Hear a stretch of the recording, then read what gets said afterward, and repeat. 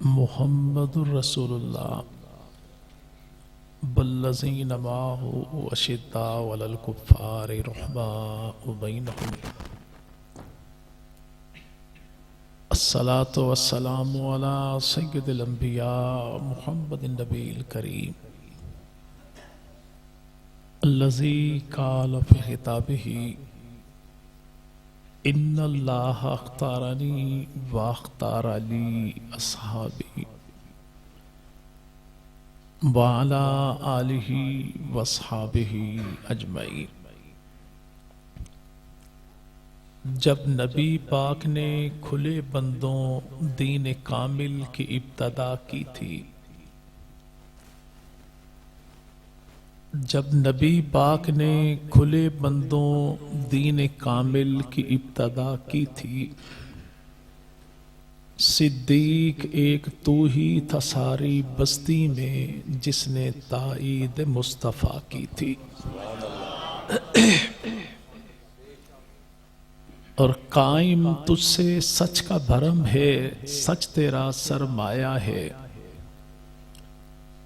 قائم تجھ سے سچ کا بھرم ہے، سچ تیرا سرمایہ ہے۔ ایک صادق کے صدق نے تجھ کو یوں صدیق بنایا ہے، اور تو وہ امن کا لمحہ جس سے ظلم کی صدیاں لرزاں ہیں، ریزہ ریزہ ہو جاتا ہے تجھ سے جو ٹکرایا ہے۔ انتہائی قابل صد احترام و تعظیم حضرات اکابرین علماء کرام، بزرگان ملت، شرفائے امت و نوجوان دوستو، اللہ رب العزت کا بہت بڑا کرم اور احسان ہے کہ جس خالق کائنات نے اس دور پرفتن میں ہمیں آقا مدنی کریم صلی اللہ علیہ وسلم کے یار اول، جانثار اول، مرید اول، مراد اول سیدنا ابو بکر صدیق رضی اللہ تعالیٰ کے ذکر خیر کے صدقے یہاں مل بیٹھنے کی توفیق عطا فرمائی۔ دعا ہے کہ رب تعالیٰ اس ذکر خیر کے صدقے ہمارے گھروں میں برکتوں کا اور ہماری نسلوں کے حق میں ہدایت کا فیصلہ فرما دے۔ کو بھائی اس کا بند کر دے کہ آواز میں سادے کر دیں گے۔ بارک اللہ۔ مسجد نبوی، نبی کے یاروں کی محفل، اللہ کے نبی تشریف لائے، اور جیسے ہی رسالت ماں ممبر پہ جلوہ افروز ہوئے تو محبوب پیغمبر کے دربار کا شاعر حضرت حسان کھڑے ہو گئے اور عرض کی یا رسول اللہ، دل یہ چاہتا ہے کہ آج میں آپ کو نعت سناؤں۔ اللہ کے نبی نے فرمایا، حسان تو جب بھی آتا ہے تو مجھ محمد کو نعت مصطفیٰ سناتا ہے۔ آج دل مصطفیٰ کی تمنا یہ ہے کہ محفل مصطفیٰ کی ہو، لیکن عنوان شان سیدنا ابو بکر صدیق ہو۔ اللہ کے نبی نے پوچھا، حسان کیا تو نے ابو بکر صدیق پر بھی کچھ لکھا ہے؟ تو ابو بکر صدیق نے کچھ پیشہ ور نعت خانوں کی طرح یہ نہیں کہا کہ آئندہ لکھ کر لاؤں گا، چلیں ڈھونڈتا ہوں۔ جیسے آقا نے کہا تو حضرت حسان نے کہا کہ یا رسول اللہ اجازت ہو تو پیش کروں۔ پھر امام الانبیاء مدنی کریم نے اس یار کی تعریف یوں سنی کہ اللہ کے نبی نے ممبر پہ شاعر کو بٹھا دیا، خود آقا سامعین میں بیٹھے۔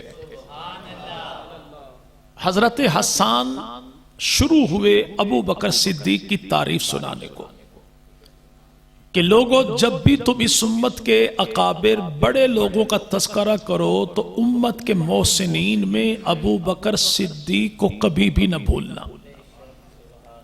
وہ ابو بکر صدیق وہ ہیں جسے اللہ نے پیغمبر کا ثانی بنایا ہے، اور کہ وہ ابو بکر صدیق وہ ہے جو رفیق رسول بنا ہے ہجرت کے سفر میں۔ اب یہ تذکرہ کرتے کرتے جب اللہ کے نبی کی ہجرت کو بیان کیا حضرت حسان نے، تو واقعہ ایسا دلربا تھا کہ اللہ نے اپنی مدد نصرت کو بیان کرنے کے لیے قرآن پاک میں ابو بکر صدیق کے کردار کو بیان کیا.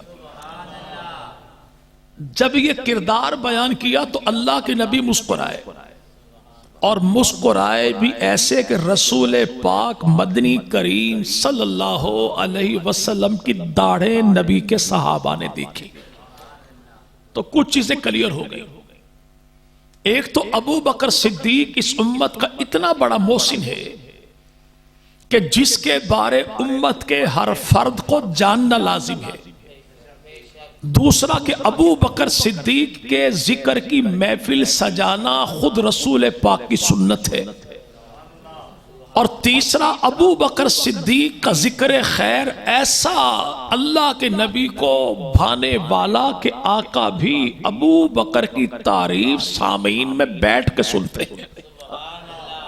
پھر نبی جو مسکرائے اس لیے تاکہ زمانے کو پتہ لگ جائے کہ مومن اول کی تعریف سن کے ہر ایک صاحب ایمان کے چہرے پہ تازگی آتی ہے.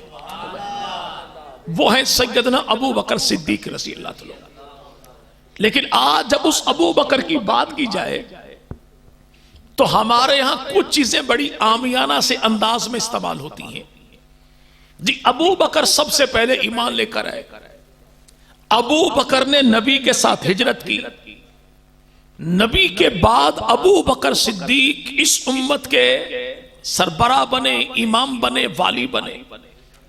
اب یہ تین چیزیں بڑی عامیانہ سی ہیں اور ہم بھی عمومی طور پہ عام سے انداز میں تینوں باتوں کا تذکرہ کر دیتے ہیں. لیکن یہ بات کرنا کہ سب سے پہلے ابو بکر نبی پر ایمان لائے، یہ معاملہ عام سا نہیں ہے. یہ دور تھا کون سا کہ جب رسول پاک نے مکہ کی دھرتی پر اپنے خاندان میں، اپنے قبیلے میں، اپنے محلے میں، اپنے چوک میں اپنے آپ کو پیش کیا تو رسول خدا پر پہلا پتھر کسی غیر نے نہیں، نبی کے چچا ابو لہب نے مارا تھا. یعنی بیگانے تو بیگانے، اپنے بھی بحیثیت رسول کی بات سننے کو تیار کوئی نہ تھے. اس دور میں اللہ کے نبی کو نبی ماننا، اس کا معاملہ تھا کیا کہ ایک نبی کو ماننا ہے تو پوری کائنات سے ٹکرانا ہے، اپنے تمام تعلقات کو توڑنا ہے، تمام مفادات کو چھوڑنا ہے. ابو بکر صدیق وہ جانثار اول ہے جو سارے تعلقات کو توڑے، سارے مفادات کو چھوڑے، جو پوری کائنات سے رشتہ توڑے، ایک نبی سے رشتہ جوڑے. اور یہ حوصلہ چاہیے تھا، اور اس حوصلے کا اگر اس امت میں کوئی اولین میرے بھائی اہل ہے وہ ابو بکر صدیق ہے. اسی لیے نبی پاک ارشاد فرماتے ہیں ابو بکر جن لوگوں نے کہا لا الہ الا اللہ، ان سب کا ثواب قیامت کے دن اللہ مجھ محمد کو عطا فرمائیں گے. لیکن جن لوگوں نے کہا نا محمد رسول اللہ، قیامت تک ان سارے مسلمانوں کا ثواب اللہ تجھے عطا فرمائیں گے. یا رسول اللہ کیوں؟ فرمایا کہ اللہ نے عالم ارواح میں انبیاء بھی تھے، رسول تھے، پیغمبر تھے، سوالات امتیں تھے. رب نے کہا کون تمہارا خالق و مالک ہے؟ جانتے سارے تھے لیکن بولنے کا ڈھنگ کسی کے پاس نہ تھا کہ رب کو رب جو ماننا ہے تو اقرار کریں کیسے. ابھی سارے سوچ رہے تھے کہ روح اول انسان کامل، عقل کامل، آمنہ کلال محمد عربی صلی اللہ علیہ وسلم نے کہا خالق بھی تو ہے، مالک بھی تو ہے. ہاں سارے انبیاء رسول پیغمبر بولے، لیکن بولے تب جب آمنہ کے لال نے بولے کا ڈھنگ سکھا دیا. ایسا ہی جب کہا محمد عربی نے کہ میں محمد خدا کا رسول، خاندان والے کہتے تھے ہمارا اپنا بھائی ہے، بیٹا ہے، گھر کنبے کا ہے، خاندان کا ہے، رشتہ دار کا، پیدا ہمارے سامنے ہوا، پلا بڑا ہمارے سامنے، کیسے یہ خدا کا نبی رسول پیغمبر بن گیا؟ کیسے اسے اللہ کا نبی رسول پیغمبر مان لیں؟ ابھی سارے سوچ رہے تھے. ابو بکر بڑا آگے کا، میں گواہی دیتا ہوں محمد خدا کے رسول ہے. عرب کے لوگوں نے نبی کو نبی مانا ہے، لیکن ابو بکر صدیق کی زبان سے سن کے زبان سے. ہمارے ہاں لوگ کہتے ہیں نا بھائی مسجد زیر تعمیر ہے، ہاں ایک اینٹ لگائیے جب تک مسجد قائم رہے گی ثواب آپ کو ملتا رہے گا. بھائی آپ مسجد کی بنیاد میں ایک اینٹ لگا دیں تو آپ کو تو ثواب قیامت تک ملے گا. جو اسلام کی بنیاد میں پہلا پتھر بن جائے اس ابو بکر کو قیامت تک کا ثواب کیوں نہیں ملے گا؟ وہ سیدنا ابو بکر صدیق ہے. آج بندہ کسی سے پوچھے بھائی موجودہ دور میں امت محمدیہ کی تعداد ہے کتنی، وہ کہنے والا کہے گا اللہ کی دھرتی پر موجودہ دور میں 2 ارب 15 کروڑ مسلمان موجود ہیں. یہ تعداد اربوں خربوں تک پہنچ جائے، کہنے والا کہے گا کہ بھئی نبی پاک کی امت اربوں خربوں تک پہنچی، لیکن اس امت کی جو بھئی اکائی، اس امت کی گنتی جس ایک سے شروع ہوتی ہے وہ ایک اکیلا کون؟ ابو بکر صدیق ہے. ابو بکر. پھر اس ابو بکر نے جب نبی کو نبی مانا، ابھی کچھ نعت خوانی ہو رہی تھی نا بھائی، جی بھائی ہاں، بندہ نعت خوانی کرے تو لوگ نوٹوں کی برسات کرتے ہیں. کھانے پینے کے 2-4 ڈشیں ہوتی ہیں. آنا میں نے اکیلے تھا، 4 میرے ساتھ تھے. اٹھایا کسی نے نہیں کہ بھائی کھانا ایک کا ہے، نہیں جو مولوی صاحب کے ساتھ چلے وہ بھی کھانا کھائے، جو میں نے کھایا وہ انہوں نے کھایا. کیوں بھائی؟ ذکر مصطفیٰ کرنا ہے، ذکر یاران مصطفیٰ کرنا ہے. موجودہ دور میں نبی کی تعریف، نبی کے یاروں کی تعریف، نبی کی آل کی تعریف سب کو پتا ہے. اس سے عزت ملے گی، نیک نامی ملے گی، دام ملیں گے، مقام ملیں گے. لیکن ابو بکر صدیق نے جس دور میں نبی کو نبی مانا ہے اس دور میں دام والی کہانی تھی ہی نہیں. اس دور میں معاملہ ایک ہی تھا کہ کائنات سے ٹکرانا ہے، نبی کا ساتھ نبھانا ہے. جو کائنات سے ٹکرائے نبی کا ساتھ نبھائے اسی جانثار اول کو ابو بکر صدیق کہتے ہیں. پھر اس ابو بکر صدیق نے تقیہ نہیں کیا. کیا ہے؟ نبی کو نبی جو مانا حدود حرم میں آ گئے. حدود. اور یاد رکھیے گا ایک ابو بکر صدیق ہے، ایک ابو بکر کی بیٹی عائشہ صدیقہ ہے. کچھ لوگ ایسے ہیں ازلی بدبخت جنہوں نے ابو بکر کا بھی انکار کیا، ابو بکر کی بیٹی کا بھی انکار کیا. جس نے ابو بکر صدیق کا انکار کیا وہ تقیہ کو دین سمجھتا ہے، اور جس نے عائشہ صدیقہ کا انکار کیا وہ متے کو دین سمجھتا ہے. یعنی ابو بکر کا انکار ہو یا ابو بکر صدیق کی بیٹی کا انکار، ابو بکر صداقت کے اظہار کا نام ہے، تقیہ کے شعار کا نام نہیں. ابو بکر اعلان حق کا نام ہے، کتمان حق کا نام نہیں. جیسے کلمہ پڑھا فوراً کہا یا رسول اللہ میرا کام کیا ہے، میرا کام. تو اللہ کے نبی نے فوراً فرمایا جو نبی کا کام ہے وہ تیرا کام ہے. جس سے پہلی فرصت میں ہی اللہ کا نبی شریک کار بنا لے وہ ابو بکر صدیق، سب سے پہلے ایمان لانے والے. بعض لوگ کہتے ہیں ابو بکر ہی سب سے پہلے ایمان کیوں لایا؟ تو کوئی دوست بتائے گا بھائی اگر آسمان کا سورج طلوع ہو تو سورج کی کرنیں سب سے پہلے دنیا میں کہاں پر پڑتی بھائی؟ جی چلو زمین میں تو پڑتی نا بھائی. جی اچھا پاکستان میں سب سے پہلے سورج کی کرنیں کہاں پر پڑتی ہیں؟ جی چلیں بہت دور پہنچ گئے بھائی، بارک اللہ. ٹھیک ہے، ناروال، ضلع ناروال، تحصیل شکرگڑھ، علاقے کا نام ہے دین پور. سب سے پہلے سورج کی شعائیں وہاں پر پڑتی ہیں. لیکن دنیا میں سب سے پہلے سورج کی شعائیں کہاں پر پڑتی ہیں؟ جو جگہ سورج کے مرکز طلوع کے قریب ہو، جہاں سے سورج ابھرتا ہے، یا جو جگہ دنیا میں سب سے عظیم ہو یعنی بلند ترین ہو. دنیا کے سورج کی کرنیں سب سے پہلے یہاں پر پڑیں تو آسمان نبوت پر چمکنے والے آفتاب نبوت کی کرنیں سب سے پہلے ابو بکر صدیق پر کیوں پڑیں؟ تاکہ زمانے کو پتہ لگ جائے نبی کے سب سے قریب بھی ابو بکر ہے، کائنات میں سب سے عظیم بھی ابو بکر ہے۔ اس ابو بکر نے رسول کو رسول جو مانا، تو ابو بکر تھا کون؟ مکہ کا چیف جسٹس۔ کون؟ بول دیجئے مکہ کا۔ چلے ایک بات اور بھی ذہن میں رکھیے گا، بعض لوگ کہتے ہیں جی ابو سفیان نبی کے خلاف آ گئے، ابو سفیان نے پیغمبر کے خلاف جنگیں لڑی، ابو سفیان کا خاندان بنو ہاشم کا ہے۔ کون سا بھائی؟ جی بھائی ایسے نا بھائی، چلے یعنی اگر یہ دعا کروا لی جائے تو کوئی مسئلہ نہیں ہے بھائی۔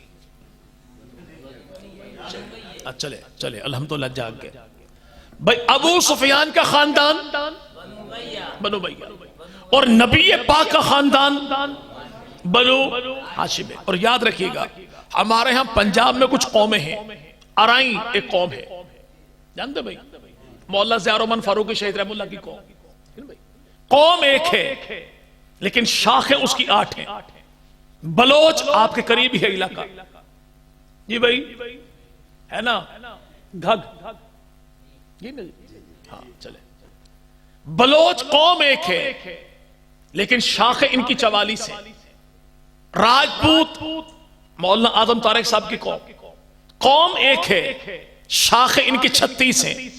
میواتی 10 چک والے قوم ایک ہے، رائے ونڈ والے، لیکن شاخیں ان کی 52 ہیں۔ جٹ قوم ایک ہے لیکن شاخیں ان کی 261 ہیں۔ ایسے گجر قوم ایک ہے لیکن شاخیں ان کی 1006 ہیں۔ اور کمبو قوم ایک ہے، شاخیں ان کی 84 ہیں۔ ایسے عرب کا قبیلہ ہے قریش، خاندان ایک ہے، شاخیں اس کی 10 ہیں۔ کتنی بھائی؟ اب وہ ہیں کون؟ بنو ہاشم نبی کا خاندان، بنو تیم، تمیم نہیں، تمیم اور ہے، تیم ابو بکر کا خاندان، قبیلہ بنو عدی عمر کا خاندان، قبیلہ بنی عبد شمس نبی پاک کے بڑے داماد لقیط ابن ربی کا خاندان، قبیلہ بنو اسد تو نبی کے پہلے سسرال سیدہ اما حضرت ختیجہ کا خاندان، قبیلہ بنو زہرہ نبی پاک کا ننہالی خاندان، ایسے قبیلہ بنو مخزوم میرے بھائی خالد ابن ولید کا خاندان، اور قبیلہ بنو امیہ حضرت امیر معاویہ کا خاندان، اور قبیلہ بنو سہم قبیلہ بنو نوفل۔ 10 خاندان عرب کی دھرتی پر۔ تو یاد رکھیے گا جیسے بلوچ قوم ایک ہے، پھیلاؤ تو 44، کمبو قوم ایک ہے، پھیلاؤ تو 84، بھئی راجپوت قوم ایک ہے، پھیلاؤ تو 36، بھئی میواتی قوم ایک ہے، پھیلاؤ تو 52، ارائی قوم ایک ہے، پھیلاؤ تو یہ 8، اور ایسے ہی بھئی گجر قوم ایک ہے، پھیلاؤ تو 1006 بنتے ہیں۔ ایسے ہی قریش قوم ایک ہے، پھیلاؤ تو 10 بنتے ہیں۔ کتنے بھائی؟ اچھا بلوچ جو 44 خاندان ہیں، یعنی 44 گوتے جو ہیں، تو یہ 40 تو بلوچ ہوں گے، اوپر والے 4 یہ کوئی اور ہوں گے۔ یہ بھئی آپ کے ملکوں کے عوانوں کے ہے نا بھئی، کیا کھوکر شاہی عوان کہلاتے ہیں نا بھئی؟ جی بھئی عوانوں کے قبیلے ہیں نا بھئی؟ ہاں تو یہ جو بھی ہیں یعنی پہلے 2-4 تو عوان ہوں گے، اوپر والے کچھ اور ہوں گے۔ ایسا ممکن ہے نہیں؟ جب ایسا ممکن ہے ہی نہیں تو پھر قریش والے جو ہیں یہ 10 جو ہیں یہ الگ الگ کیسے ہو گئے؟ یہ کام کی تقسیم کار تھی کیسے کہ آپ کے علاقہ سندرال میں کچھ اقوام ہیں، اب ذمہ یہاں پر لگ گیا بھئی شادی بیاہ کے معاملات یہ قوم سنبھالے گی، رفائی کام یہ قوم سنبھالے گی، سیاسی معاملات یہ قوم سنبھالے گی، کہیں مقابلہ ہو جائے تو یہ کام سنبھالے گی۔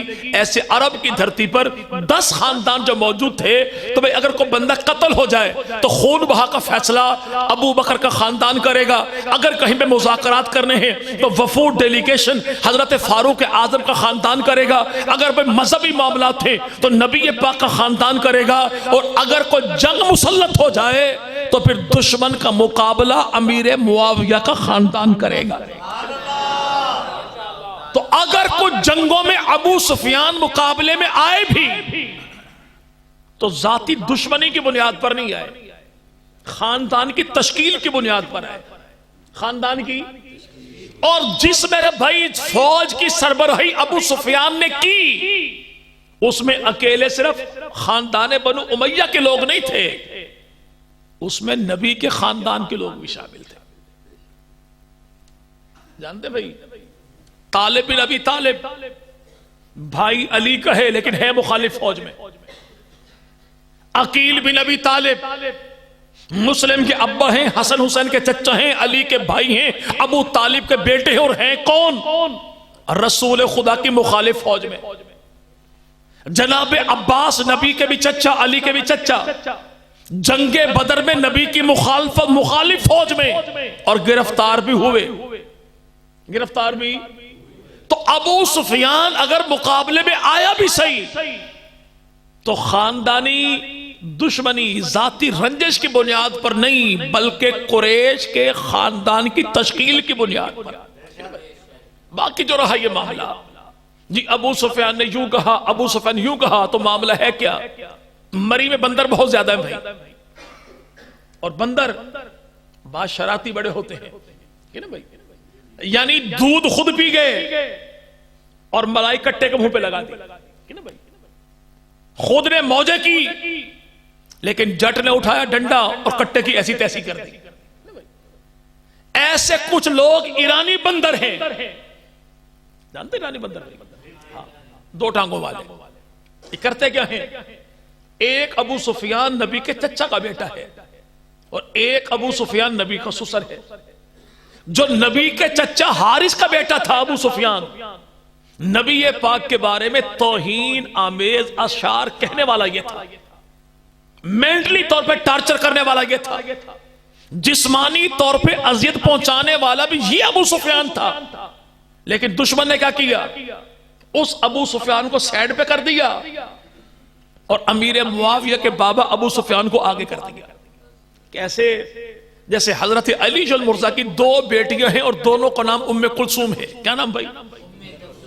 کیا نام بھائی؟ ام کلثوم. ایک ام کلثوم وہ ہے جو سیدہ فاطمہ کے بطن سے پیدا ہوئی، اور ایک ام کلثوم کون ہے؟ جو عروہ بن مسعود ثقفی کی بیٹی جناب علی کی بیوی ہیں، ان کے بطن سے پیدا ہوئی ہیں. دونوں ام کلثوم. ایک ام کلثوم وہ ہے جو کربلا سے 4 سال پہلے فوت ہو گئی، اور جنازہ کس نے پڑھایا؟ جانتے ہیں؟ سن 57 ہجری میں جنازہ پڑھانے والا مروان بن حکم، چونکہ گورنر تھا مدینے کا. حضرت حسین نے کہا جنازہ آپ پڑھائیں. کیوں؟ کہ تو مجھ سے زیادہ نیک نہیں، لیکن پڑھا تو وجہ، چونکہ اسلامی اصول یہ ہے کہ جنازہ وہ پڑھائے گا جو وقت کا حاکم ہوگا، جو وقت کا حاکم ہوگا. اور قرب الصلاۃ کتاب میں بھی یہی ہے. چونکہ امیر معاویہ وقت کے حاکم ہیں لیکن ہیں وہ ملک شام میں، ہیں وہ ملک، آپ چونکہ گورنر ہیں ان کے، تو جنازہ آپ پڑھائیے. چلو ایک مسئلہ تو حل ہو گیا. اگر مروان گورنر مدینہ کی موجودگی میں علی کا لال حسین ابن علی اپنی حقیقی بہن کا جنازہ نہیں پڑھاتا کہ حاکم وقت کو جنازہ پڑھانا چاہیے، یہ مسئلہ اگر مولا حسین کو پتا تھا تو حسین کے بابا علی کو پتا نہیں تھا؟ یہ بھائی پتا تھا نا بھائی. اگر مدینہ کی دھرتی پر مدینہ کے گورنر کی موجودگی میں علی کا بیٹا بہن کا جنازہ پڑھانے کے لیے وہ بھائی اسے پیچھے ہٹا کے خود آگے نہیں آتا، تو کیسے ممکن ہے کہ پیغمبر کی بیٹی کا جنازہ پڑھانے کے لیے ابو بکر صدیق کو ہٹا کے علی آگے آ جائے؟ ایسا یہی وجہ ہے کہ نہج البلاغہ کی شرح ابن ابی الحدید جو 20 جلدوں میں ہے، جلد نمبر 16 اور صفحہ نمبر 279 پہ لکھا کیا ہے کہ حضرت امام جعفر صادق فرمائیں کہ میرے دادا حضرت علی جل مرزا نے میری دادی سیدہ فاطمہ کا جنازہ پڑھانے کے لیے جس سے مصلی پہ آگے کھڑا کیا اسے ابو بکر صدیق کہتے ہیں، اور ابو بکر صدیق نے 4 تکبیروں کے ساتھ میری دادی کا جنازہ پڑھایا تھا. کتنی تکبیروں کے ساتھ؟ جی بھائی کتنی تکبیروں سے؟ 4 تکبیروں سے۔ اچھا ایک معاملہ اور سن لیجیے جی، مسئلہ یہ ہے کہ نبی کا جنازہ اٹھا تو 11 مسلمانوں نے پڑھا تھا، حضرت فاطمہ کا جنازہ 7 مسلمانوں نے پڑھا تھا، حضرت حسن کا جنازہ یہ 5 مسلمانوں نے پڑھا تھا، جی سیدہ فاطمہ کا جنازہ جی وہ بھی تھوڑے سے مسلمان تھے، حضرت حسین کا جنازہ وہ بھی تھوڑے سے مسلمانوں نے پڑھا تھا۔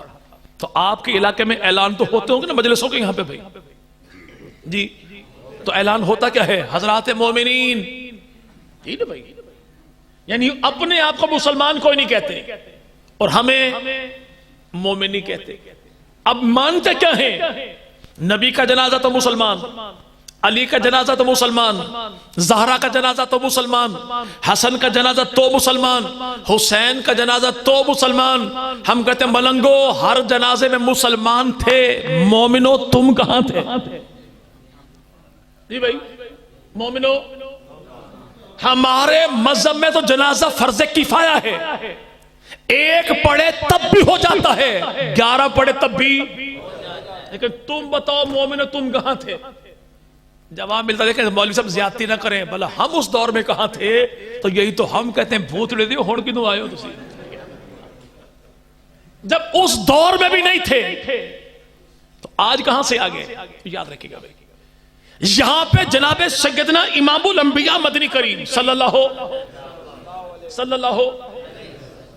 سب سے پہلے نبی پر ایمان لانے والا ابو بکر، پھر ایمان کو چھپایا نہیں، حدود حرم میں کفار کی محفل میں جو گج وج کے نبی کی نبوت کا اعلان کرتا ہے اسی کو ابو بکر صدیق کہتے ہیں۔ پھر دشمن نے کیا کیا؟ ابو بکر کو مارا کتنا؟ حدود حرم میں مارا، کہ نا بھائی؟ پاکستان کا بڑا تفریحی مقام ہے اڈیالہ جیل، کبھی موقع ملے موڈ بنے تو تشریف لے جائیے گا، کھانا فری ہوتا ہے، بستر فری ہوتا ہے، بہت ساری آسائشیں ہیں۔ میں نے وہاں پہ 58 دن گزارے، شدید ترین گرمی تھی، شوگر کا مریض تھا، روزہ میں نے افطار کرنا تھا، میرے سامنے والی چکی میں بوتلوں کے پیٹ اور گرم گرم کھانا آ رہا تھا۔ میں نے ایک اہلکار سے کہا یار پانی چاہیے، سادہ ٹھنڈا پانی مل جائے تو میں روزہ اپنا افطار کر لوں گا۔ اس نے کہا مولوی صاحب وہ لیٹرین میں ٹوٹی لگی ہے؟ میں کہا جی لگی ہے۔ کہتا پانی میٹھا بھی ٹھنڈا بھی وہیں سے پانی بھر بھی لینا، افطاری کر بھی لینا۔ یہ اپنی جگہ پہ ہے سارا معاملہ، قابل برداشت تھا، لیکن اسی جگہ پہ ایک اہلکار نے کہا اوے مولوی، جب بھی یہ بات یاد آئے نا کہ اس نے مجھے اوے کہا تھا تو ایک تکلیف سی یہاں پر ہوتی کہ ایسے بنتا نہیں تھا اس کا کہنا، لیکن میں کیا، میری ذات کیا، میری اوقات کیا، وہ مجھے جو بھی کہہ لے تو کہنا اس کا حق تھا، شاہی فرمان تھا اس کا، سب کچھ اس کے پاس تھا۔ بھائی جس کی اوقات تھی کچھ نہیں اسے کوئی اوے کہہ دے تو محسوس ہوتا ہے، اور جو مکہ کا چیف جسٹس ہو اسے بیت اللہ میں مارا جائے، مارا بھی یوں جائے کہ کفار نے جوتے نکال کے ابو بکر صدیق کے رخسار پہ مارے، چہرہ متورم ہو گیا، ورم اتنا آ گیا پہچانا نہیں جاتا، حتیٰ کہ مارنے والے خود بول اٹھو چھوڑو مر جائے گا، اگر یہ مر گیا اس کا خاندان چھوڑے گا نہیں، یعنی چھوڑنے والوں نے ابو بکر کو چھوڑا تو مردہ سمجھ کے چھوڑا۔ پھر بے کسی بے بسی تھی کتنی اس عرب کی بھری پوری دھرتی پر، مکہ کی سرزمین پر، حدود حرم میں ابو بکر کو اٹھانے والا کوئی نہیں تھا۔ 2 خواتین آگے بڑھی، ام الخیر سیدہ حضرت سلمہ جو امی ہیں کس کی؟ ابو بکر صدیق۔ دوسری خاتون کون؟ فاطمہ بنت خطاب، عمر کی بہن، نبی کی صحابیہ۔ کہتا ہے نعوذ باللہ 80 سال تک پہرا لگا دیا تھا کہ پیغمبر کی بیٹی کے نام پہ کوئی بندہ اپنی بیٹی کا نام، بہن کا نام فاطمہ نہ رکھے، اور زمانہ بتاتا ہے کہ فاروق اعظم کی بہن کا نام بھی فاطمہ تھا، اور عمر فاروق اعظم کی سب سے چھوٹی بیٹی کا نام بھی فاطمہ تھا۔ خطاب کی بیٹی نبی کی صحابیہ، عمر کی بہن، نام اس کا کیا بھائی؟ یہ اٹھانے والی، یہ اور وہ دیدار مصطفیٰ کا پیاسا ابو بکر صدیق گھر میں دونوں خواتین لے گئی تو بوڑھی اماں گرم گرم دودھ لائی، تریوڑ لے کے آئی نا، پلا دیجئے، بڑا ظلم سہا ہے۔ جیسے ابو بکر نے آنکھ کھولی فوراً کا اماں یہ دوا کام نہیں کرے گی جب تک دیدار مصطفیٰ نہ کر لیا جائے گا۔ دونوں خواتین، اور یہاں پہ سبق ہے ہماری قوم کے لیے بھی۔ اور صحیح 16 ایم پی او کا پرچہ میرے اوپر ہو گیا، مولانا لدھیانی صاحب پوچھ رہے کوئی نہیں ہے، فلاں مقدمے میں جیل گیا تھا، مجھ سے پوچھا فاروق صاحب نے فون تک نہیں کیا۔ یہ اسلامی تحریک کا، اسلامی تاریخ کا پہلا ورکر ہے ابو بکر صدیق، جوتے بھی کھائے، بے ہوش بھی ہو جائے اور پھر بھی قیادت کے دروازے پر چل کر جائے۔ جیسے دیکھا خدا کے نبی نے، اللہ کے نبی تڑپ کے کھڑے ہو گئے، آگے بڑھے، ابو بکر کا ماتھا چوما، پھر کہا ابو بکر اللہ یہ پوچھتے ہیں، ابو بکر سے پوچھئے اس حال میں راضی ہے؟ تو ابو بکر نے کہا کہ یا رسول اللہ کیا اللہ نے میرا نام لیا ہے؟ فرمایا اللہ نے تیرا نام لیا ہے۔ کہ یا رسول اللہ پھر پیغام دے دیجئے، یہ تو چند جوتے تھے، اگر بدن کی کھال بھی اتار لی جائے اللہ راضی ہو جائے، ابو بکر تب بھی راضی ہے۔ ابو بکر جو حدود حرم میں جس نے جوتے کھائے لیکن پھر بھی محبوب پیغمبر کے نعرے لگائے، وہ کون؟ ابو بکر۔ ابو بکر پھر وہ ہجرت کا سفر آ گیا۔ اچھا ہجرت کی نا اللہ کے نبی نے بھائی، اچھا ہجرت کی کیوں جاتی ہے بھائی؟ جی جی جی بھائی چلے، جہاں پہ رہنا مشکل نہ ہو جائے، جہاں دین کے اظہار پہ پابندی ہو، دین کی تبلیغ پہ پابندی ہو، جہاں پہ دین مظلوم بن جائے تو اللہ کہتا ہے زمین بڑی وسیع ہے کہ اور چلے جاؤ۔ اگر دین بچانے کے لیے تم نے ہجرت نہ کی تو قیامت کے دن اس کی باز پرس ہوگی۔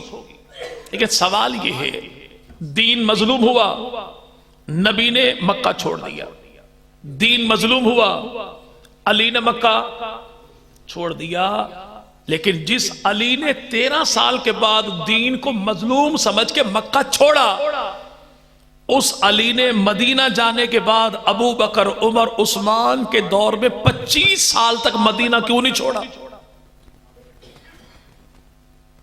بھائی اچھا خامخواہ کی سبحان اللہ نہیں، کچھ سمجھ آگئی تو ٹھیک، پر بات میں دوہرا دیتا ہوں بھائی جس علی نے 13 سال مکہ میں گزارے پھر رہنا برداشت، چونکہ مکہ میں دین مظلوم ہو گیا تھا، اسی علی نے اگلے 25 سال مدینہ کیوں نہیں چھوڑا؟ اگر ابو بکر کے دور میں دین مظلوم تھا تو علی مدینہ چھوڑ دیتے، قرآن مظلوم تھا تو علی مدینہ چھوڑ دیتے، اہل بیت مظلوم تھی تو علی مدینہ چھوڑ دیتے، پیغمبر کا دین مظلوم تھا تو علی مدینہ چھوڑ دیتے، پیغمبر کے ذات مظلوم تھی تو علی مدینہ چھوڑ دیتے۔ جو علی اپنی میرے بھائی جنم گاہ، اپنے آبا و اجداد کی دھرتی مکہ کی سرزمین 13 سال کے بعد چھوڑ دے کہ مکہ چھوڑنا برداشت ہے، دین کا مظلوم ہونا برداشت نہیں، اسی سیدنا علی نے 25 سال تک ابو بکر، عمر، عثمان کے دور میں مدینہ کیوں نہیں چھوڑا؟ تاکہ زمانے کو پتہ لگ جائے کہ جناب علی المرضی کے نزدیک ابو بکر، عمر، عثمان کے دور میں دین غالب تھا، مظلوم نہیں تھا۔ مظلوم ہے۔ اور جب نبی نے ہجرت کی تو بستر پر کسے سلایا؟ ساتھ کسے لے گئے؟ جی بھائی اب کہنے والے چند بھوتنی کے بچے کہتے نہیں اصل میں ابو بکر جو تھا وہ نبی کا دشمن تھا، وفادار تو نہیں تھا، دشمن جہاں تھا رسالت مآب کی، تو اللہ کے نبی ساتھ لے گئے کہ کہیں دشمن کو اطلاع نہ کر دے۔ جو ٹاپ سیکرٹ پلان تھا رسول خدا کا، پتہ یا حکم دینے والے کو تھا یا بستر والے کو تھا، بستر پہ آنے والے کو تھا۔ ابو بکر تو اپنے گھر میں تھا، اگر نعوذ باللہ ابو بکر دشمن تھا تو ابو بکر کو پیغمبر کا پلان بتایا کس نے؟ اگر بتایا علی نے تو اعتراض ان پہ نہیں، بتانے والے پر ہے۔ اگر بتایا نبی نے تو نبی نے اللہ کے حکم سے بتایا ہوگا، اللہ کے حکم سے بتایا اور بتایا نبی نے، تو پھر اعتراض تو بنتا ہی کوئی نہیں کہ ابو بکر وہ ہے جس پہ خدا کو بھی اعتبار ہے، محمد مصطفیٰ کو بھی اعتبار ہے۔ لیکن نبی جب چلے علی کو سلا کے، تو جناب علی نے یہ نہیں کہا یا رسول اللہ مہربانی کیجئے بندہ 2 نمبر ہے، آپ کو کہیں پہ نعوذ باللہ تکلیف نہ پہنچا دے۔ اور ابو بکر اگر دشمن ہوتا تو غار میں تھا کون؟ نبی سو رہے تھے، ابو بکر جاگ رہا تھا۔ اگر یہ پیغمبر کی ذات کے دشمن ہوتے تو بڑا آسان سا موقع تھا، لیکن ابو بکر صدیق تو ابو بکر صدیق ہے۔ ابو بکر صدیق کا کافر غلام بھی نبی کا محب تو بنتا ہے، وفادار تو بنتا ہے، غدار نہیں بنتا۔ جانتے نا بھائی، غلام تھا ابو بکر صدیق کا، جو نبی پاک اور ابو بکر صدیق کو مکہ سے مدینہ لے گیا، لیکن تھا کون؟ کافر تھا۔ اسلام قبول دور کون سا تھا؟ جب مکہ کے گلی کوچوں میں اعلان ہو رہا تھا کہ نبی کو زندہ مردہ جو گرفتار کر کے لائے گا اسے 200 اونٹنیاں انعام میں دی جائیں گی۔ اتنی کبھی تھانے چلے جائیں نا، A category, B category, C category, under observation, Afghan trained, 4 schedule, ہے نا بھائی، مولویوں کی کیٹیگریز ہیں یہاں پہ۔ لیکن کون پوچھے مشرکین مکہ سے؟ نبی کے لیے بھی 100، ابو بکر کے لیے بھی 100، ایک ہی ریٹ میں، نبی کا بھی نام وہی، ابو بکر کا نام بھی۔ تو اس راز سے پردہ اٹھایا 12ویں امام کے ابا امام حسن عسکری نے اپنی تفسیر حسن عسکری میں۔ کیا امام حسن عسکری 12ویں امام کے بابا اور امام نقی رحم اللہ کے بیٹے ارشاد کے فرماتے ہیں کہ اللہ نے آمنہ کے لال مدنی کریم کو حکم فرمایا کہ علی کو بھی اٹھائیے، ابو بکر کو بھی اٹھائیے، علی کو بستر پر سلائیے، ابو بکر کو ساتھ لے جائیے۔ ابو بکر کو ساتھ لے جائیے۔ اور پھر اللہ کے نبی نے فرمایا ابو بکر کیا تو اس بات پر راضی ہے کہ دشمن تجھے بھی تلاش کرے، دشمن مجھے بھی تلاش کرے، دشمن تجھے بھی پالے، دشمن مجھے بھی پالے، دشمن تجھے بھی مارے، دشمن مجھے بھی مارے، پھر مجھے تو چھوڑ دے اور تجھے پکڑ لے اور تجھے بار بار مارے کہ ہم مارو مارو یہی تو ہے جو نبوت کا سہولت کار ہے، اور اتنا تجھے مارے کہ زندگی کا اینڈ کوئی نہ ہو، موت کوئی نہ ہو، کہ اس چیز کو برداشت کرتا ہے۔ ابو بکر صدیق نے کہا یا رسول اللہ اگر پیغمبر کی محبت کے جرم میں 100 بار بھی ابو بکر کی جان قربان ہو جائے، سودا تب بھی سستا ہے، مہنگا نہیں۔ تب بھی کیا ہے یہ بھائی؟ ابھی ٹرم چلی نا، ضرب عضب، رد الفساد، سہولت کار کو پکڑو۔ کسے؟ کیوں؟ اگر یہ نہیں ہوگا تو یہ نہیں ہوگا۔ بھائی پکڑنا نائب صاحب کو تھا، پکڑے نہیں گئے، لیکن پتہ لگا فلاں کے مکان پر بیٹھے ہیں، اب اس کو پکڑ لو۔ کیوں؟ تاکہ آئندہ کوئی اپنے مکان پر بٹھائے نہیں۔ سہولت کاری ختم کر دیجئے، معاملہ ختم ہو جائے گا۔ مشرکین مکہ نے کیا کہا کہ نبی کو چھوڑیے، اسے پکڑ لیجئے۔ کیوں؟ یہی ہے مدینہ کا چیف جسٹس بھی ہے، بہت بڑا تاجر بھی ہے، یہی تو ہے جو پیسہ لگا لگا کے محمدی دین کو فروغ دیتا ہے، محمدی دین کو۔ تو دشمن نے کیا کیا کہ پیغمبر کے لیے بھی 100 اونٹنیاں، سہولت کار صدیق کے لیے بھی 100 اونٹنیاں، صدیق کے لیے بھی۔ لیکن اس ابو بکر صدیق نے چلے گئے، علی نے یہ نہیں کہا یا رسول اللہ مہربانی کیجئے بندہ 2 نمبر نقصان نہ پہنچا دے۔ ابو بکر نے یہ نہیں کہا کہ یا رسول اللہ کل کا نوجوان ہے، بچہ ہے، چڑھتی جوانی ہے، لاؤبالی پن ہے، آپ نے مشرکین مکہ کی ساری امانتیں ان کے حوالے کر دی۔ ایسا نہ ہو جوانی کے عالم میں کوئی چیز آگے پیچھے ہو گئی تو آپ کی ذات پہ حرف آئے گا. اللہ کے نبی نے امانت دی جناب علی کو تو ابو بکر اعتراض کوئی نہیں کرتا, اور خدا نے امانت دی ابو بکر صدیق کو تو علی کوئی اعتراض نہیں کرتا, چونکہ علی کی ذات پہ صدیق کو اعتبار ہے, صدیق کی ذات پہ علی کو اعتبار ہے. ہم اہل سنت وہ ہیں جنہیں ابو بکر پر بھی اعتبار ہے, جناب علی پر بھی اعتبار ہے. چونکہ علی والے بھی ہم ہیں, ابو بکر والے بھی, ابو بکر والے بھی, ابو بکر والے بھی. اور یہاں پر دیکھیے اب یہاں پر امانت تھی کون سی؟ ان میں ایک سونے کا ہار بھی تھا. تھا کس کا؟ جویریہ کا. جویریہ کون؟ بنت ابی جہل. ابو جہل کون؟ اس امت کا فرعون, نبی کا سب سے بڑا دشمن. اور اس کی بیٹی سونے کا ہار رکھے تو کس کے پاس؟ آمنہ کے لال کے پاس. کیوں کہ اس دور کے مشرکین مکہ کا عقیدہ بھی یہی تھا کہ نبی کو نبی رسول پیغمبر مانو نہ مانو, لیکن ایک بات پکی ٹھکی ہے کہ پیغمبر کسی کی امانت میں ڈنڈی نہیں مارتا. نبی کسی کی امانت میں ڈنڈی. یہ کون سے مشرکین کا عقیدہ تھا؟ ولایتیوں کا, دیسیوں کا نہیں.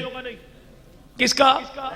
ولایتیوں کا, جو محمد کو رسول نہیں مانتے تھے لیکن صادق اور امین مانتے تھے. لیکن یہ جو سپاہ محمد بھی بنائے, ساتھ یہ بھی کہیں ہمارا اول بھی محمد, درمیان بھی محمد, آخر بھی محمد, سارے محمد. کلمہ پڑھیں آمنہ کے لال کا اور اعتراض نہیں, خلافت بلا فصل امانت علی کی تھی, لیکن اللہ کے نبی نے صحابہ سے ڈر کے علی کی امانت ابو بکر صدیق کے حوالے کر دی. مشرکین مکہ کہیں کہ پیغمبر کسی کے ڈر خوف سے کسی کی امانت کسی اور کے حوالے نہیں کرتا. یہ کہے کہ اللہ کے نبی چچا زاد بھائی علی کی امانت کسی اور کے حوالے کر دیتے. اور اگلی بات دیکھیں, ان امانتوں میں ابو جہل کی بیٹی کا سونے کا ہار تھا, اور جناب علی 100 ننگی تلواروں کے سامنے آگے. علی خیریت ہے کہ ابو جہل کی بیٹی کی امانت ہے, جان دے دوں گا, لیکن امانت میں گڑبڑ. جو علی ابو جہل کی بیٹی کی سونے کی امانت کے لیے 100 ننگی تلواروں کے سامنے آتا ہے اور آنے پہ فخر محسوس کرتا ہے, اگر فدق کا باغ پیغمبر کی بیٹی کی امانت ہوتا اور باغ کو لوٹا جاتا تو جناب علی یہاں بھی تلواروں کے سامنے آ جاتے, لیکن کسی کو باغ لوٹنے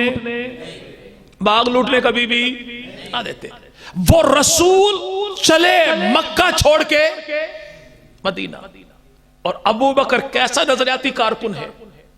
اللہ کے نبی نے کہا ابو بکر, اللہ نے ہجرت کا حکم دے دیا, اجازت. تو ابو بکر نے اگلی بات کون سی کی؟ یا رسول اللہ پریشانی نہ لیجئے, میں نے 2 مہینے پہلے سے 2 اونٹنیاں پالی ہیں. کیا ہیں؟ اور ان اونٹنیوں کو کیکر کی چھال کھلاتا ہوں, کیکر کی بالیاں کھلاتا ہوں, کیکر کا پھل کھلاتا ہوں. کیوں کہ ان چیزوں سے جانور موٹا طاقتور تو ہوتا ہے, لیکن اتنا موٹا نہیں ہوتا کہ دوڑنا بھاگنا ہی ختم کر دے. اللہ کے نبی آپ تو آج فرما رہے ہیں میں نے 2 مہینے پہلے تیاری. جی بھائی, ہاں رات بھی پروگرام تھا, اب بھی پروگرام ہے. سیف بھائی اعلان بھی کرتے ہیں کیا 14 دسمبر 22 جمادی ثانی بروز اتوار دن 2 بجے پرانے چوک سے جلوس نکالا جائے گا. کیوں؟ چونکہ بھئی ان کارکنوں کو یاد دلانا پڑتا ہے کہ اگلے مہینے میں آپ کے ذمہ کام کون سا ہے. چونکہ ہم جز وقتی کارکن ہیں, ابو بکر صدیق وہ کل وقتی کارکن ہے جو 24 گھنٹے دین کے تقاضوں کے لیے ڈٹ کے تیار کھڑا. نبی کہتے بعد میں ہیں, تیاری ابو بکر کی پہلے ہے. جی بھائی چلیں, یہ تو ہو گیا. یکم محرم جلوس نکلے گا بھائی انشاءاللہ, 18 ذی الحجہ جلوس نکلے گا انشاءاللہ. تو بعض دیر میں ابھی سے ہو نا بھائی, شادی بیاہ کا معاملہ, خوشی غمی کا معاملہ, آنے جانے کا معاملہ, کوئی صحت سیر و سیاحت کا معاملہ. ایک بات تو پکی ٹھکی ہے کہ 18 ذی الحجہ کو بھی نہیں, یکم محرم کو نہیں. کیوں کہ اس دن ہمارا ایجنڈا نبی کے صحابہ کے دفاع کا جلوس نکالنا ہے. ابو بکر نے ہجرت جو کی تو اتنی سی بات تھی کہ مکہ چھوڑا چلے گئے؟ نہیں، اس دور میں تھا کیا؟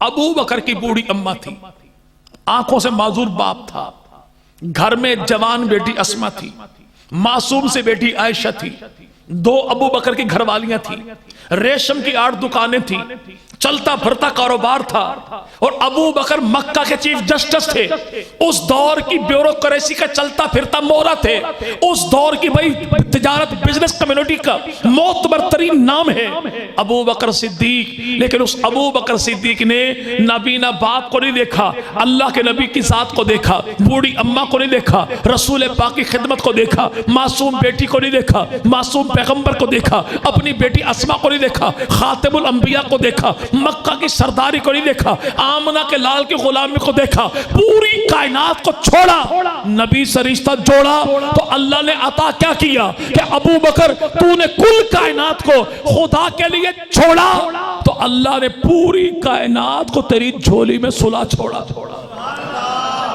اور وہ کون؟ مقصود کائنات محمد صلی اللہ تو ابو بکر صدیق نے اتنی بات نہیں، ہجرت کر لی، نہیں میرے بھائی، چیف جسٹس کو عہدہ، ریشم کی 8 دکانیں، نقدی کا معاملہ، بوڑھے باپ کو، نبی نہ باپ کو، جوان بیٹی کو چھوڑنا مشکل کام نہیں۔ ہمارے ساتھ تبلیغی جماعت والے مل جائیں کہیں، یہ بھائی پہلا نمبر بالکل ٹھیک ہے، دوسرا، تیسرا، چوتھا، 5واں، جیسے ہے نا 6 نمبر پر تو موبائل کی بیٹری بھلے 0 ہو پھر بھی موبائل، اچھا میں آیا چوک پہ، ابھی آیا میں انشاءاللہ ابھی آیا، کیوں؟ کہیں تشکیل نہ کروانی پڑ جائے، یہ نا بھائی۔ اگر وہ 3 دن کی بات کر دے تو ایسے ایسے بہانے کہ خطیبوں کو آتے ہیں کیا کیا بہانے، خود بھی نہ جانے تو ہم کیسے جانے، ایسا نا بھائی۔ یعنی اتنے بہانے کر رہے نام اللہ کا، لیکن وہ ابو بکر جو بہانہ نہیں بناتا، جس کے پاس عذر بھی تھا، مجبوری بھی تھی، معذوری بھی تھی، مصروفیت بھی تھی، سب کچھ تھا، لیکن ابو بکر نے کسی اور کو نہیں دیکھا، دیکھا تو آمنہ کے لال کے ساتھ کو دیکھا۔ پھر اس ابو بکر صدیق نے پیغمبر کے بعد نبی کے منصب کو سنبھال لیا۔ کہنا بڑا آسان ہے، نبی کے بعد نبی کے مصلی پر ابو بکر صدیق آگے۔ یاد رکھیے گا اس امت کی 14 صدیاں ایک طرف، ابو بکر صدیق کا وہ ایک لمحہ ایک طرف، اور وہ لمحہ تھا کون سا؟ جب عثمان ابن عفان دیوار کے ساتھ بیٹھے، سکتہ طاری ہو گیا، اٹھ نہیں سکتے، جناب علی بولنے سے قاصر تھے، فاروق اعظم اعلان کرتے ہیں اگر کسی نے کہہ دیا کہ اللہ کے نبی وفات پا گئے میں سر قلم کر دوں گا، تو یار لوگوں نے دیکھا قرآن کہتا ہے ہر زیرو نے موت کا ذائقہ چکھنا ہے، اور فاروق اعظم کہتا ہے کہ اللہ کے نبی کو وفات آ نہیں سکتی، یعنی عمر نعوذ باللہ قرآن کا مخالف ہے۔ اب ان ملنگنی کے بچوں کو کون بتائے بھائی جس کی زبان پہ اللہ قرآن اتار دے وہ مخالف قرآن نہیں ہوتا، وہ تو ترجمان قرآن ہوتا رہا۔ کہ ابو بکر صدیق کے نے جھنجھوڑا، عمر نے اعلان کیوں کیا؟ یاد رکھیے گا، آپ میں بہت سارے لوگ جانتے ہوں گے، بدھ کا دن 17 اگست، عصر کی نماز، بستی لال کمال، بہاولپور کی سرزمین، C-130 طیارہ فضا میں اڑا، پتہ یہ لگا جنرل اختر عبد الرحمن، جنرل ضیاء الحق اور پاکستان کی پوری کمان جو تھی ایک حادثے کا شکار ہو گئی۔ فوری طور پر ریڈیو بند، ٹی وی بند، سکرین پہ مچھر، تھوڑی دیر کے بعد تلاوت، پھر نعت خوانی، پھر کوئی آدھے گھنٹے کے بعد ایک خبر نشر ہوئی کہ سینٹ کا چیئرمین اسحاق خان صاحب نے صدارت کا حلف سنبھال لیا، اٹھا لیا، منصب صدارت کو سنبھال لیا، اور جنرل ضیاء الحق صدر پاکستان ایک حادثے کا شکار ہو گئے۔ یہ معاملہ تھا کیوں کہ اس سائیڈ پہ روس، اس سائیڈ پہ انڈیا، پاکستان بھائی ایسے فتنوں میں گھرا ہوا تھا، نازک ترین حالات میں تھا، اگر دشمن کو پتہ چل جائے کہ ان کی مرکزی قیادت موت کا شکار شکار ہو گئی تو دشمن ایسے موقع پر تاڑ میں ہوتا ہے کہ قوم کے اوپر حملہ کر دیا جائے تاکہ قوم کو اس موقع پر اپنے ناپاک ارادوں کا شکار بنا لیا جائے. اسے کہتے ہیں میڈیا کا بین کرنا. جس میڈیا کو بین کرنا تم نے 21ویں صدی میں اپنا اعجاز سمجھا ہے، یہ سب سے پہلے کیا ہے تو نبی کی دعا فاروق اعظم نے کیا ہے. کیوں؟ یہ دور تھا کون سا؟ منافقین کا فتنہ 1، مدعی نبوت 2، منکرین زکات 3، مرتدین 4، اور وہ لشکر اسامہ کو بھیجنے کا معاملہ اپنی جگہ پر. دشمن طاق میں تھا کہ مدینہ کی دھرتی کو نعوذ باللہ نیست و نابود کر دیا جائے، اور پیغمبر کے صحابہ کہتے ہیں کہ واللہ اس دور میں دین محمدی کی حالت یہ تھی جیسے زخمی سانپ اپنے آپ کو ایک بل میں محدود کر لیتا ہے. محسوس ہی ہوتا تھا کہ دین محمدی مدینہ کی دھرتی پہ محدود ہو گیا. اللہ نے کرم یہ کیا کہ عائشہ کے بابا ابو بکر صدیق پیغمبر کے مصلی پر آ گئے، اور نبی کے مصلی پہ آنے کے بعد ابو بکر صدیق نے ایسے کام کیے کہ دنیا پکار اٹھی کہ پیغمبر تو نہ تھا لیکن پیغمبر جیسا لگتا تھا. اس ابو بکر نے کیا کیا؟ جب جناب عمر نے بھی کہا مولا کچھ ہاتھ ہولا، ان سے مقابلہ کرنا تو ان کو نہ چھیڑیے، ان سے لڑنا ہے تو ان کو نہ چھیڑیے، ان سے لڑنا ان کو نہ چھیڑیے. ابو بکر نے کہا سنو، جو شخص زکات میں بکری دیتا تھا اور ساتھ بکری کی رسی بھی دیتا تھا، اور آج وہ کہے کہ نبی کے بکری دوں گا رسی نہیں، تو کہا ابو بکر اس کے خلاف بھی تلوار نکالے گا، بکری کی رسی پہلے بکری بعد میں. کیوں؟ کسی نے کہا سب کچھ کیجئے لیکن لشکر اسامہ کو روانہ نہ کیجئے. جب بالکل تھوڑے ہیں ایسے میں آپ افراد کو بھیج دیں کہ پیچھے رہے گا کیا؟ حضرت ابو بکر نے کہا لوگو اگر میں مدینہ کی دھرتی پر اتنا تنہا رہ جاؤں کہ جنگل کے درندے مدینہ میں آ کے ابو بکر صدیق کی پنڈلی کا گوشت نوچ نوچ کے کھا لے اور مجھے بچانے والا کوئی نہ ہو، واللہ میں تب بھی اس جھنڈے کو بند نہیں کروں گا جس جھنڈے کو اللہ کے نبی نے اپنے ہاتھوں سے مدینہ کے فضاؤں میں لہرا دیا. پیغمبر کے صحابہ کہتے ہیں واللہ سب کا ذہن اس طرف تھا، ابو بکر کا ذہن اس طرف تھا. ہم کہتے ہوگا کیسے؟ ابو بکر نے کہا ہو کے رہے گا. کہ پھر ہم سب کے خدشے غلط ہو گئے، ابو بکر کی رائے صحیح ہو گئی، اور وہ ابو بکر صدیق ہے کون؟ وہ ایک لمحہ جب سارے کہہ رہے تھے نہیں نہیں نہیں، اگر ابو بکر بھی کہہ دیتے نا نہیں، تو واللہ آج پتہ ہی نہ ہوتا کہ ختم نبوت کا مفہوم کیا ہے، آج پتہ ہی نہ ہوتا کہ قرآن بچوں کا کھیل بن چکا ہوتا، آج دین نہ ہوتا، کھلواڑ بن جاتا. آج میرے بھائی انبیاء کا سلسلہ یوں بڑھتا کہ اس دور میں تو عورت کھڑی ہو گئی جس نے اپنے آپ کو نبی کہہ دیا، تو آج عوانوں کا نبی اپنا ہوتا، میواتیوں کا اپنا ہوتا، ارائیوں کا اپنا ہوتا، بلکہ سندرال والوں کا اپنا ہوتا، خوشاب والوں کا اپنا ہوتا. یوں میرے بھائی انبیاء کی برسات ہوتی.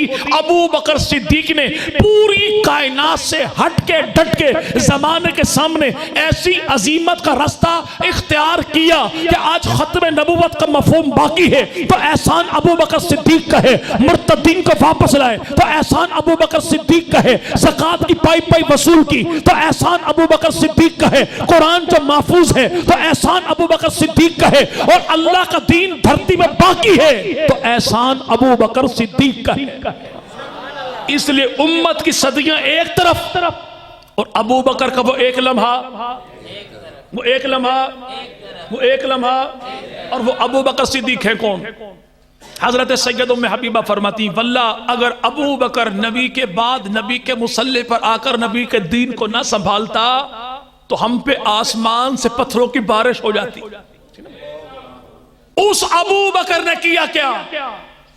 ٹوٹل حکومت تھی ابو بکر صدیق کے کتنے دن؟ 807 دن. کتنی؟ خان صاحب اندر ہیں، باہر آئیں گے جی، ہمیں کچھ کرنے نہیں دیا انہوں نے. بعد میں خان صاحب باہر ہی اندر ہوں گے. جی ہمیں کرنے نہیں دیا کچھ انہوں نے. یہ 5 سال گزار لیں 21ویں صدی میں اسباب کے ہوتے ہوئے پھر بھی ہمیں کسی نے کچھ کرنے نہیں دیا. لیکن ابو بکر نے 807 دن کا پیریڈ ہے. ابو بکر صدیق کا پہلا دن تھا خلافت کا. کپڑے اٹھائے کاندھے پہ رکھ کے گھر سے نکلے. فاروق اعظم نے پکڑ لیا. بادشاہ کہاں؟ کبھی کپڑے کی میری تجارت ہے دکانداری ہے کپڑے بیچوں گا تو گھر کا نظام چلاؤں گا. حضرت ابو بکر سے جناب فاروق اعظم نے کہا اگر آپ نے کپڑے بیچنے ہیں تو حکومت کا نظام کون چلائے گا؟ یا پھر کیا کروں کہ آپ کی حکومت کے معاملات کو آپ چلائیے گھر کے معاملات کو ہم چلائیں گے. کتنی تنخواہ ہوگی آپ کی؟ 9 لاکھ مربع میل کا حاکم. پاکستان جیسے 3 ملکوں کا اکیلا حاکم. ابو بکر کہتا ہے میری تنخواہ وہ ہوگی جو مدینہ کے مزدور کی تنخواہ ہوگی. کس کی؟ جو مزدور کی دہاڑی ہوگی. کسی نے کہا اگر اس مزدور کی دہاڑی میں آپ کے گھر کا نظام نہ چلا تو پھر کیا کریں گے؟ تو بل پیش نہیں کیا. نہیں، صدر پاکستان کو استثناء حاصل ہوگا. ایسا نہیں کہا. کیا کہا؟ اگر اس دہاڑی میں میرے گھر کا نظام نہ چلا تو میں مدینہ کے مزدور کی دہاڑی بڑھا دوں گا. کیوں؟ جیسا گھر بار میرا ویسا گھر بار اس کا. جو ضرورتیں میری وہ ضرورتیں اس کی. جیسے بچے میرے ویسے بچے اس کے. بھائی جس دہاڑی میں میرا گزارا نہیں ہوتا تو اس کا گزارا کیسے ہوتا ہے؟ میں اپنی ذاتی تنخواہ نہیں بڑھاؤں گا، مدینہ کے مزدور کی دہاڑی بڑھا دوں گا. پھر ایک دن ایسا ہو گیا گھر والی نے کہا بچے کہتے ہیں میٹھا نہ بنا لیں. ہمارے سامنے آج 1 2 3 ڈشیں تھی تقریباً ابھی. ٹھیک ہے نا بھائی؟ اور وہاں پہ 11 لاکھ مربع میل کا حاکم. 9 لاکھ اس وقت تھا. ریشم کی 8 دکانیں تھی. برانڈ تھا ابو بکر صدیق کا نام. ریشم کی عالمی منڈی شام میں لوگ پوچھتے تھے ابو قحافہ کے بیٹے کا مال ہے یا نہیں ہے. او بھائی J.com نہیں ابو بکر.com. ابو بکر والا مال ہے یا نہیں؟ لوگ پوچھا کرتے تھے. اتنا بڑا تاجر ابو بکر صدیق.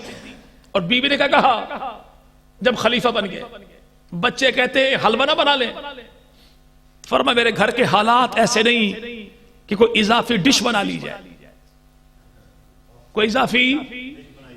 بیوی نے کو پائی بچائی.